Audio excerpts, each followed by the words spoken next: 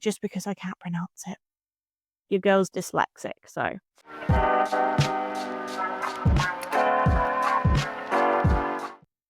Hello everybody and welcome back to my channel. This will be my second video on the channel and I'm a lot more confident talking to you guys. Just before we jump into the video, I just wanted to thank everybody for all their love and support on the last one. Yeah, it means a lot to me that you guys were supportive. Obviously, we're here for a book haul. Into the book haul. The first book that I was really intrigued by is this literary fiction. I've been getting into a lot more literary fiction lately and it's just really intrigued me. I really love books that I can really connect to characters. I get to know more about them. It just makes the book feel so much more cozy and close to my heart, and it makes me feel like I know the characters more. So this book is called In Our Likeness. In a world where reality can be altered, who keeps track of the truth? Graham Gooding is a leader at a tech startup when his brilliant co-worker and work crush Nessie Locke asks help for testing a new algorithm.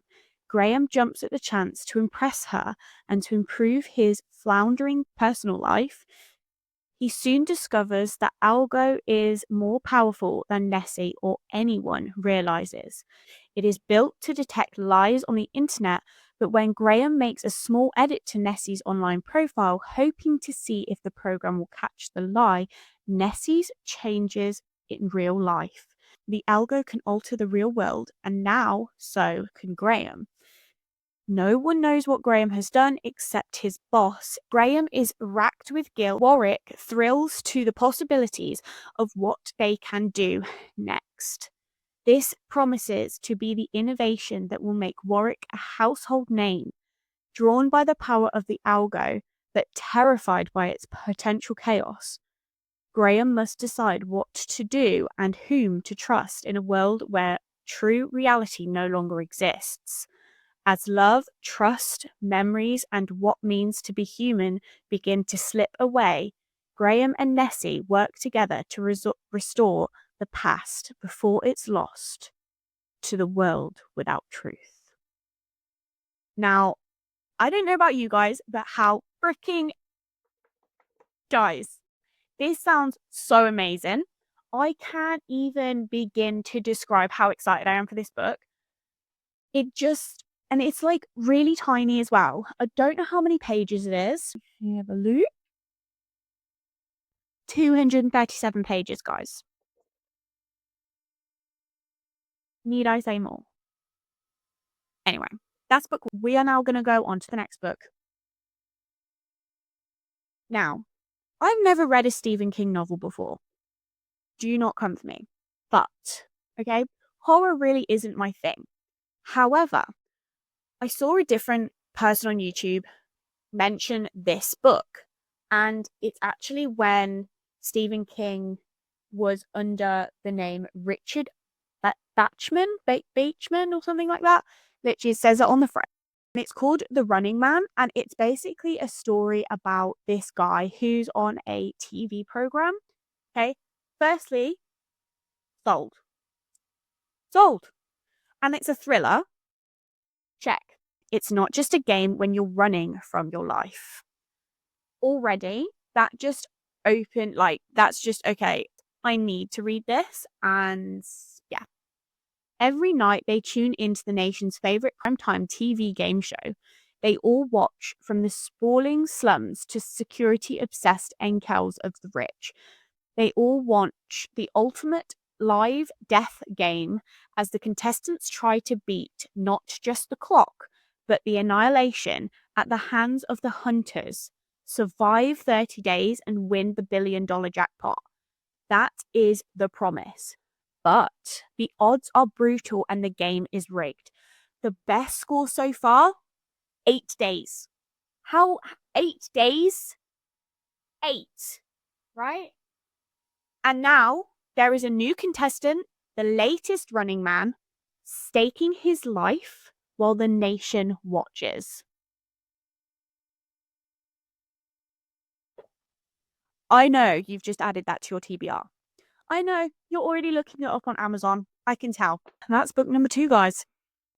Next, we have This Is How to Lose the Time War by Max Gladstone. She's tiny. Look at her. So thin, so small. This cover, beautiful. Absolutely beautiful. Just pushing up the glasses there.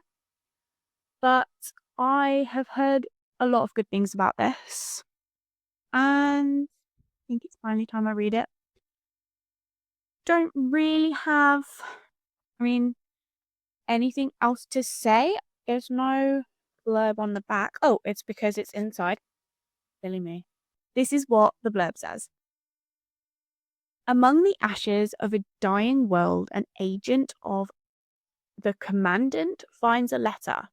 It reads, "Burn before reading." Red and Blue, 2 rival agents, hell-bent on securing the best possible future for their varying fractions, strike up an unlikely correspondence. But what started as a taunt, a battlefield boast, grows into something more, something epic and romantic, something that could change the past and the future. The discovery of their bond will mean their deaths. There's still a war going on, and someone has to win that war. That's how the wars work, right?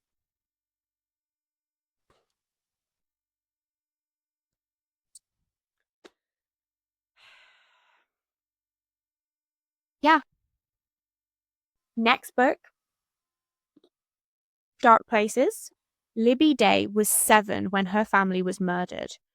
She survived by hiding in a closet and famously testified that her older brother Ben was the killer.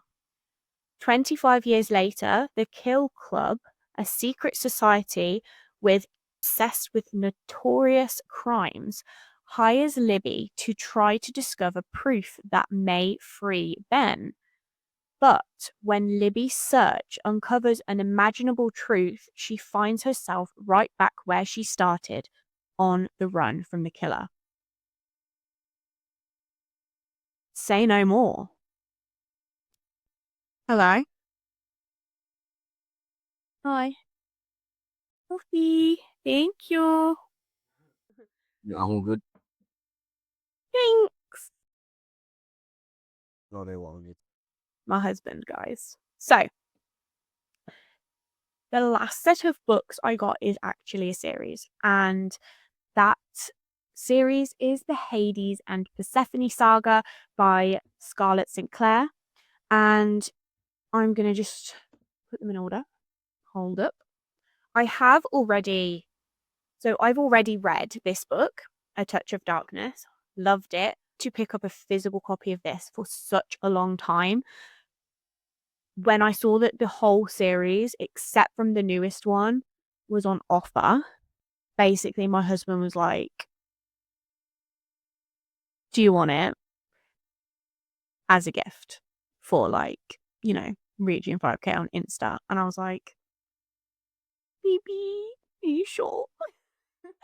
And he was like, "Yeah, sure." So basically I have the best husband ever. But yeah, he got me the series. If you're a bit unsure on the reading order, it goes A Touch of Darkness, A Game of Fate, A Touch of Ruin, A Game of Retribution, A Touch of Malice, A Game of Gods. And you'll notice that they were actually released in 3 sets. So you now have 4 Persephone books and 3 Hades books. So it goes from her point of view to his point of view to hers to his to hers. You get the idea. But yeah, so it's going to be interesting to read Hades' point of view from the first book, because there's things in there that you will understand more in the first one from what he was doing when she wasn't there. So I think, yeah, I'm very excited to get into A Game of Fate. See, I've always been a fan of Greek gods, but Hades and Persephone's story intrigued me the most because it's like a forced proximity, you know, dark brooding, like the man looks evil on the outside, but it's actually like a big teddy bear on the inside. It's like touch her and die situation. So I love their story, guys. I love it. And also, Scarlett Sinclair makes the underworld sound so beautiful. It's an odd thing to say, but it just it shows Hades in a different light.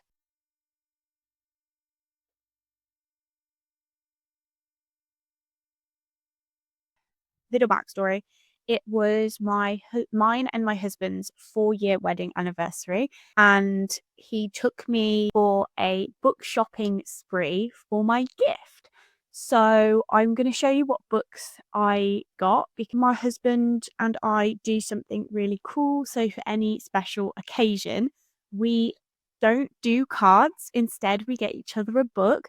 And like with him, I get him a graphic novel and write down on a little piece of paper inside what I would usually put in a card, and he would do the same for me, but instead he writes it inside the cover and or on a piece of paper, and I stick it inside the cover. So for instance, he did this one on Amazon this time, so I've just put it in there. But yeah, he got me Normal People by Sally Rooney. This is the first one he got me, and that was instead of my anniversary card. Then I picked up Ahsoka. I love Star Wars, guys, so had to pick this up. Really wanted to read it. Yeah, it just sounds really intriguing, and I I'm so obsessed with Star Wars. I even went to the Star Wars convention. It was so cool. Like, I'm gonna put like a couple of pictures of me and my husband up on screen here just so you can see because it was amazing. They had like exclusive Lego store events there, and it was just so cool. And we got to see like a proof screening of one of the episodes that was coming out, and it was like, I think it was The Mandalorian at the time, and it was like the final episode. We got to watch that. It was amazing, and it was such a great experience. Of Star Wars, The Princess and the Scoundrel, these two, their love story is beautiful. And when I found out that there was a story about them, I had to pick it up. I need to know more. Like, I need to know where like, obviously I know where Kylo came from, but I need to know like what happened and why they're not together, because that's stupid. Why are they not together? Like, Han, what are you doing? So yeah, I need to know what happened, and maybe it'll give me a bit more insight. Next, I picked up a couple of classics because I haven't read a classic, don't hate me, but since school. The last classic I read was for my school project, Pride and Prejudice we read, which, to be honest, loved. Exactly. So that's the last time I read a classic, but I've been really wanting to read more classics lately, especially The Great Gatsby. This in Waterstones, I was like, wow, that's so pretty. Look, so gorgeous. And it's just simple. It's really tiny. I think it's only 126 pages, but I can't be sure. Hold on. So 152 pages. That's insane. And you want to know what's even more insane? This book, because it's even thinner. It's even thinner. Look at it. It's tiny. But this book is Dr. Jekyll and Mr. Hyde. I just really am intrigued by this. And it's only 111 pages long. 111. You can't exactly go wrong there, can you? I got another classic, and that's Great Expectations by Charles Dickens. I, again, never read the book, but I remember in really loving watching this series in English. And I never got to finish it, and I was really disappointed because we stopped watching the series. But I do remember in one of the episodes, I think her name's Mrs. Havisham or something like that, she has, like, this itching problem with her hands, and she just kept scratching and yeah, I just really wanna read this. I really wanna see what happens. Thick, but floppy. The next book that I picked up was Sugar Baby, and this has been all over my TikTok feed. I don't know what's going on, but yeah, the universe was telling me, pick up this book. The next two that I got, they were brand new releases. So when I actually went book shopping, they weren't supposed to be out. This one, Problematic Summer by Ali Hazelwood, wasn't supposed to be out until the 27th. I went on the 22nd or the 23rd. So when I saw this on the table, I went, get in my basket. Because, number one, early, duh. Number two, I like Ali Hazelwood. This whole section here, wait, that's BK Borison. This whole section and then her fantasy one on this bit here, that's all Ali Hazelwood. Finally, the last book my husband got me for our anniversary. Guys, releasing 10. You got me releasing 10. Yes, I found it early. No, I did not post spoilers because that is not okay. I did start reading it on the day I found it, obviously, and this is actually the first book I've actually annotated ever. So, after reading this, it's made me want to reread the whole series, and then I'll have like a clean set and an annotated set because it is my favorite series of all time. But if there are any books you guys recommend, please comment them down below because I would absolutely love more books. Shock. But yeah, I would absolutely love some more books. And it would be really cool to read some of your favorite books as well. It for today's video. I really hope you enjoyed watching my book haul. Thank you for watching. If you want more of my content, make sure you like and subscribe, and also hit the notification bell just in case you want to have the first dibs on any of the content that is released. I have now done a content schedule plan, so it will be every Friday at 7 o'clock when videos go live. If you also like my content, you can head over to my Instagram at Books with Livy, or my TikTok, which is the same, at Books with Livy. Bye!